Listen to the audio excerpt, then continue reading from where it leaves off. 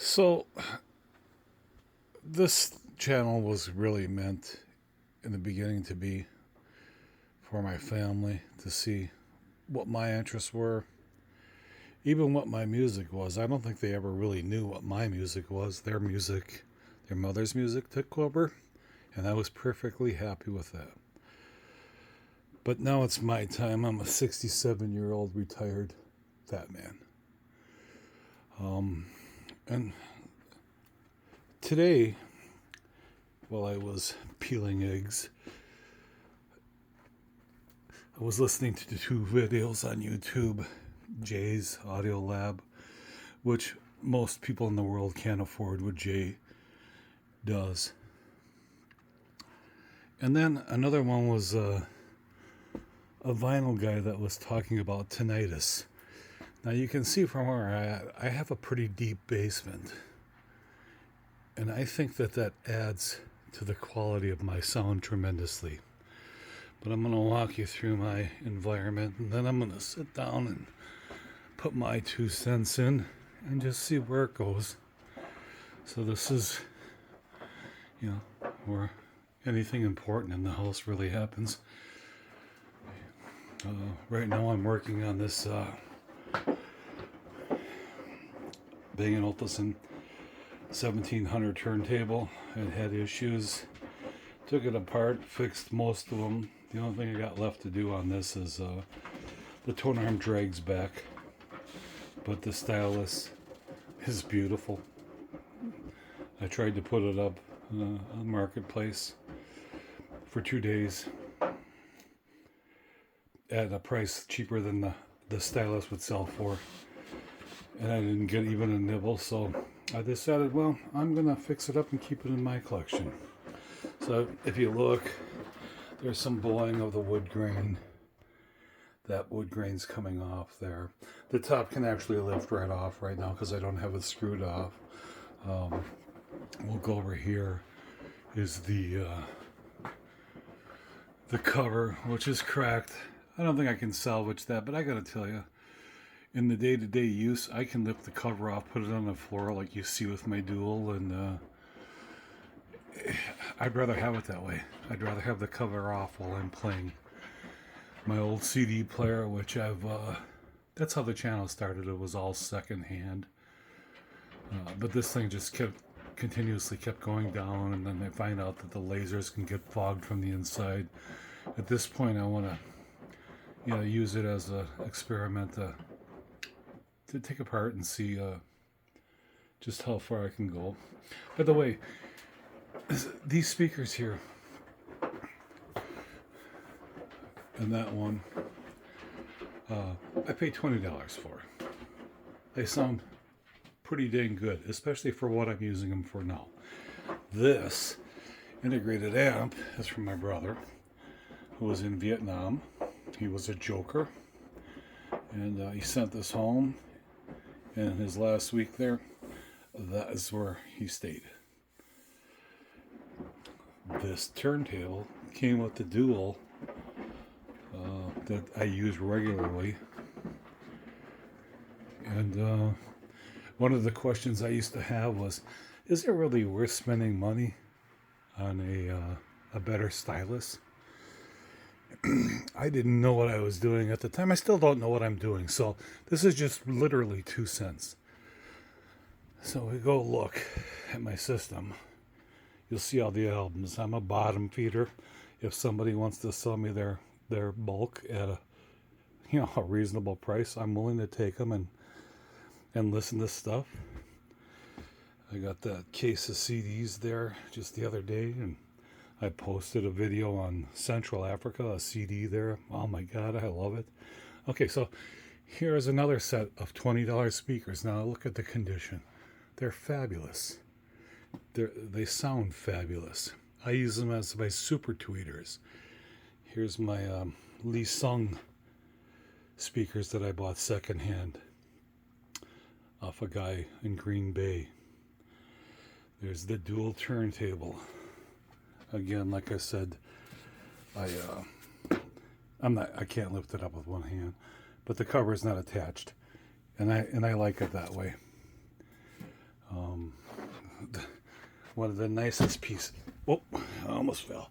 One of the nice pieces is this PlayStream 7 by Advanced Paris, which nobody ever talks about. This thing does everything that I need it to do. It's 115 watts a channel that it runs for an A and a B set of speakers, or together, A, B plus. This is the culprit that started it all. I paid $10 for the turntable. It didn't have a cartridge. I didn't know that until I got home. The cartridge was a P-mount.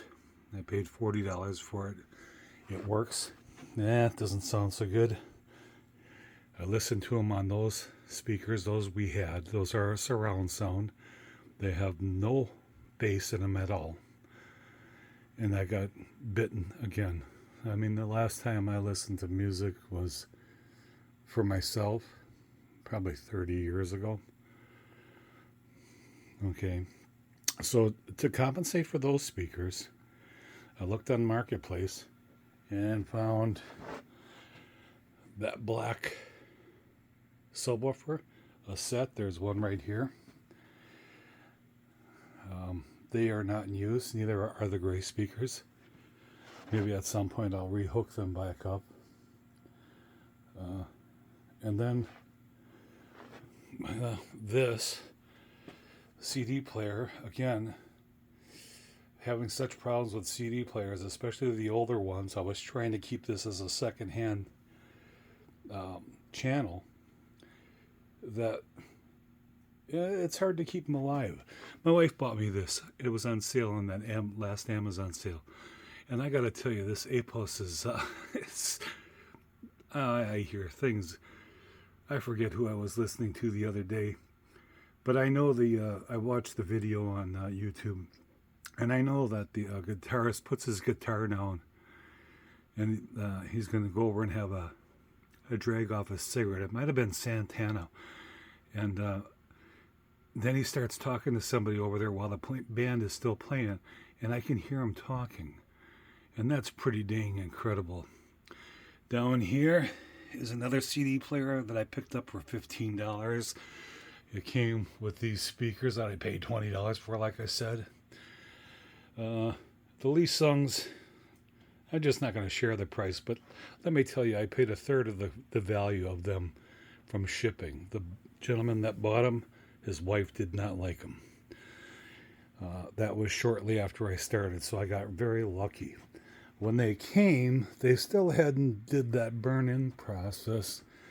And I'm just going to sit down and then say the rest of my piece. And they didn't burn in for a long time. So what they didn't have was bass. I got a subwoofer over there that I plugged in that was part of the surround sound system for those speakers, but I am not a subwoofer fan. It sounds muffled to me. So I replaced them. The new way of buying stereo equipment is unique to me. Shopping online, having 60 days to try it out and sending it back.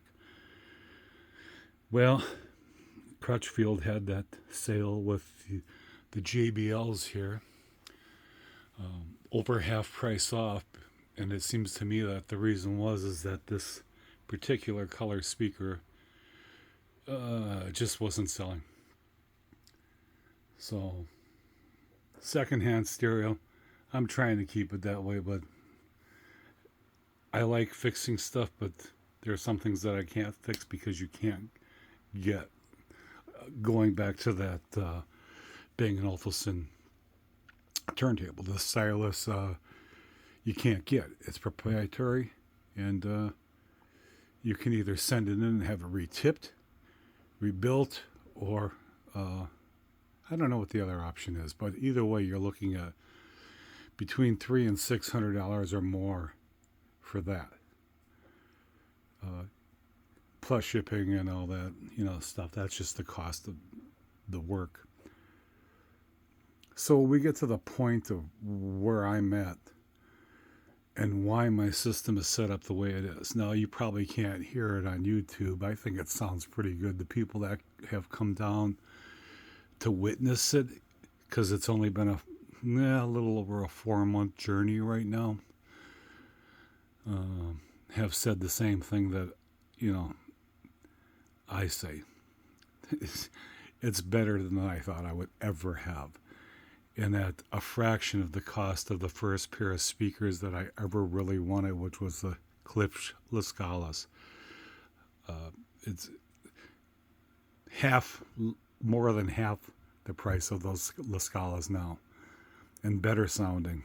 Probably doesn't come across YouTube, but again, the people that come down here, pretty dang happy. And so there's 2 points to this video. First is, I have tinnitus also. I have a 50% loss in my right ear, and I guess just regular loss in my left ear. Again, I'm a retired 67-year-old man, knocking on 68. So I've built this system up for me. Now, my experience with concerts when I go back, and my best seats, and my best concert, it was, and I've seen Pink Floyd, the list of people I've seen have all been, generational. But Leonard Cohen, 10 rows back, there's nobody cooler out there than Leonard Cohen. So I based this off of that. And now I've got imaging that's straight in the center. I don't have to think about it. I can just read, and it still sounds like it's right in the center. But never was it right in the center in front of me. I've never been ground level to anything. It's always been up. So I put my speakers up. Now what I found is that I have imaging that's probably, I'm seeing above the TV, but not quite the window, somewhere in there. That's where my imaging is. And that's perfect. But the other benefit I'm getting is that it's not blasting right into my ears. And that is taking my listening fatigue away amazingly. I mean, this is an enjoyable spot. And again, some of the people that have come down, well, the age, what I'm trying to get at is the age differences has varied pretty good. So it must be working for everybody. So why are we all sitting here listening to people that have dual monoblocks that are 1.5 feet, 2 feet long, weigh 200 pounds? I skim right past those. I can't afford to be in that group. I feel pretty lucky to get this far. There's other things I want to do with my money. And I'm certainly not going to, I can appreciate their input, but I can't play in their league. Most of you can't play in their league, yet you're following their advice. I'm here to say stop following their advice. Play around. I seen a video the other day, oh, that's my finger in the way, where the lady was asking somebody, she wants her soundstage higher. Put your speaker up. So she asked the question then, well, what do I put it on? Well, if you look at my videos, they're 4 months old, which is before his video, whoever that video was. Put it on what you got. Why spend any money? And that's the reality. And what I put them on was those subs. And that ties in perfectly to me with the theme of this room. Why not? In fact, sooner or later here, you see the styrofoam here. I'm going to try something new. I'll put my dual on top of that just to raise it up. Because I'm 6'5", and that table is probably 20 inches tall. The dual adds maybe 4 more inches, so that's a pretty good bend. You can probably see my reflection in the TV. I know I can see it every time I put something on YouTube. But the other thing I'll touch on too, well, probably several others, is the argument about cables. This is not a high-end stereo system. I mean, the speakers, they're not high-end speakers. If I could buy, I would certainly buy the Calibres, but buy Avant-Garde or Tad, now all of a sudden they moved out. Again, everything that I have is based off of listening what they say is compressed on YouTube, but I can hear a difference, and I've got bad hearing. So, and it's worked out. So here's the cables. If anything, they make a tight connection, and that in itself is worth the couple of dollars you spend on cables. There's no more scratchiness, no more worrying about if one is eventually going to dry out and come loose and touch the other terminal, or it's just perfect. They were worth the money to me. They're flexible. I'm running I think 12 gauge WBCs on mine. I think they were worth every penny.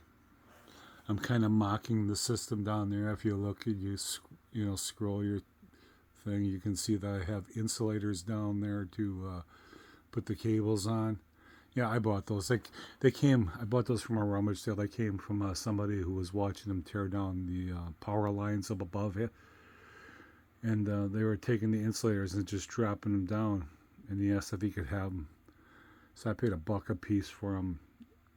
And I can't. If there's any value to what they're really saying about raising your cables up, that's got to be just as good as what they're selling for 150. I think a lot of this stuff is beyond what most of us can afford. So it's kind of a mockery to it, but if it gets any value. I'd rather buy these albums and clean them up, or again, I bought a case of CDs the other day, and the first CD was a loose lay, which she said she just threw in because it had no case. So I thought I'd throw it in while I sort through it. I stopped everything I did and just listened to it. So the next day I went on Marketplace and I was looking for a jewel case, or like these are what I actually bought, these cases. And it said 200 cases, $20. And I wrote him and I said, I really can't use 200 cases, but I'll buy, 100 for you for 10. And well, they sold me all of them for that. But the problem was, and I laughed at it, was when I went to the door to pick them up, the gentleman says, we kind of misrepresented that. It's not 200. I don't know if you're going to see this. It's 2,000. So I have 2,000 of these jewel cases here, which, I can't, they're great for protecting the CDs, but you're not going to move the artwork over and put them in there, which leads to the other point. Again, why are we letting other people define what we do with our stereo systems? Now let me tell you why my stereo system looks this way. I started off with my brother's amplifier, and you can see down there behind that kind of Chinese stand is his tuner. He sent those back from Vietnam, so those had sentimental value. After using them for a month or so, I started losing the channels. So I went and, watched YouTube and tried to learn how to do some things. And I went in and cleaned, did all those things. Never been good at soldering. So I didn't do any of that. It's going to be my next project, learning how to solder and desolder and fix that, because it's important to me. So we had the tariff. The tariff raised everything by at least 25%. And again, the world is new, and it's not the way I used to do things back in the 70s. In the 70s, we had stereo stores. We could go look, shop, and get advice. Well, we have 2 stereo stores here in Milwaukee, or close by. One of them, I know the owner. Dealt with him many times when I was younger. I like him personally. but I didn't like the prices I was seeing online. That's not where I wanted to be or where I wanted to put my money anymore. So I found dedicated audio online, and they were selling this advanced Paris PlayStream 7, which I had never heard about. Never. You hear about the 12s and the 10, and they're amazing, but they got those tubes, and that's what everybody's drawn to. This thing puts out 110 or 115 watts per channel. It's got Bluetooth, which was an added bonus to me. It can run my AB and speakers that was most important to me. And what else it can do everything. I mean, I can play music off my phone. The only thing I can't do is I don't get good Wi-Fi here, so I can't stream. And I don't care about streaming because I don't feel like paying for a service. I'm more the hard copy person. Give me something I can hold in my hands. I want a book. I want an album. When I was a service technician, I wanted a book. I didn't want a computer. I didn't want something where it would flicker. I need to know the information now while my arm is stuck in a machine. So my preamp failed, and it's still functional. You've seen it in the other room, but it will only play one channel. So then I called up Clayton Shaw because I was really getting online with that open baffle speaker. I love the idea of it. I knew a guy back in the 70s who was making his own speakers, and they could blast all day in a factory and never fail. And they were amazingly clear. So I was going to talk to Clayton Shaw about his new business, and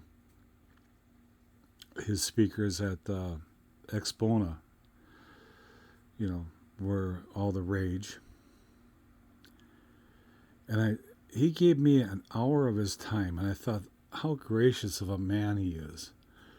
And I said to him, I'm just going to tell my wife that tomorrow I'm going to be buying a set of your speakers for, $3,500 plus shipping, which I thought was a great deal because I could go open baffle and make my own cabinets, but I couldn't do anywhere near the quality that he can do. And yeah, he was adding a little crossover, which doesn't bother me. But he said something on that conversation that I didn't know about. There's apparently something called U.S. Audio Mart. So I thought I would just look that up, and that's where I found these Lee Sungs. Okay, well now, those are the speakers that most everyone is using for open baffle. Those speakers there sell for $1,300 just by themselves. That's not including the cabinets. That's not including shipping of the cabinets, which came in crates. And the gentleman that I bought them for was gracious enough to deliver them because we're in the same state. And what he bought, what he replaced these with, we're not even close to the same category, especially in price. He could afford better, and maybe he manipulated his wife into that so that he could justify getting the speakers he truly wanted. But most of us can't even afford a car in that price range. That's all I'm going to say. So I got these, and they wouldn't perform on the bass level. So what I did was I know JBL was always known for bass, and these came on sale for over half off, and in some places you can still get it for that, which I recommend getting, but they do require a burn-in. They got an S problem, especially if you're listening to Queen. He enunciates real well, and his S's come through with a Z sound. But if you can get past that, the rest of it sounds beautiful. So when I ordered these, and on their way here, the Lee Sungs finally kicked in. Their burn-in process finally kicked in. Now I finally was getting some bass. And then above them are Axiom speakers. Now, most of us probably never heard of Axiom, and I never did, but they were $20, and they looked flawless. And I went there, and I'm thinking that that the wife listed them, and they weren't supposed to be $20. But anyways, that's what they gave them to me, and the wife quickly disappeared when I got there, and the husband took over, and I just asked him, did he have anything else? And then I bought that CD player for $15 because I was already having troubles with my, SACD, which I truly love. So that's how all this came apart. Now, those axioms up there are directly linked into the bottom of the Lee songs. Because there's no crossover in the Lee songs, they seem to be able to handle it.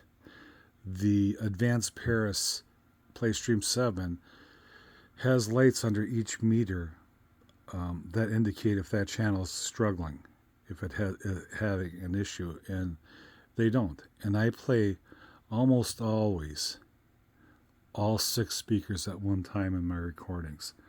Although I've really grown fond of the JBLs alone.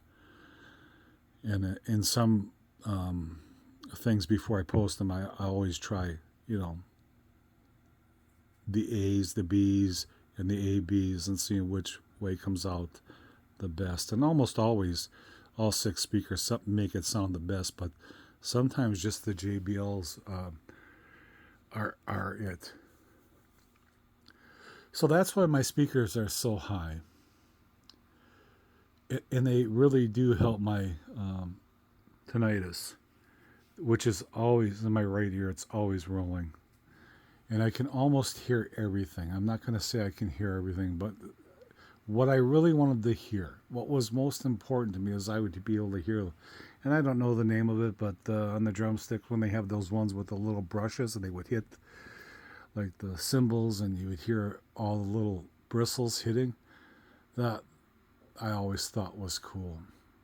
I also have different tastes in music too, but that goes way back to being a child when they used to take you to the symphony as one of your out trips from school. Again, I'm saying, why follow the Joneses? Get what works for you. And I created this system based off the Lee songs, always compensating something else. I can't remember who came out with that super tweeter, but they sell it for $4,000. That gave me the idea for the axioms up there. And of course the bass, the JBLs, again, I really don't like the sound of sub basses. I think they sound muffled.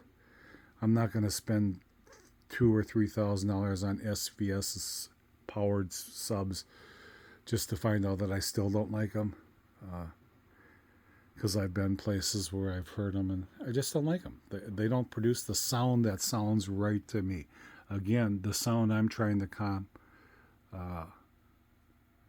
duplicate is the one with Leonard Cohen, where I was, what did I say, 10 rows back, and he was just right there on a stage.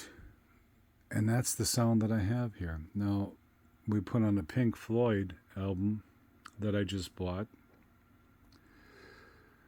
and Get the Time or Money, and that's a timeless album. Every generation seems to love it, and people just get mesmerized by it. That brings up a whole nother point too, and I'm just going to throw that in on this video because I'm not going to talk much on some of the other videos. Is that cleaning your albums? I'm going to do an album, a video on me cleaning my albums because I don't need them perfect. They were never perfect in my day. I could buy them at 16, come home, put them on a crummy turntable, and they're still going to pop. And when I got a little older and got a great job and could afford a better turntable, I'd buy an album, come home, and put it on a dirty stylus, and it would still pop. So popping is a part of the aesthetics of listening to old vinyl. I don't need it perfect. If I'm gonna just do this, this guy doesn't know me from Adam, but somebody that's impressing the hell out of me online is J.E. Labs.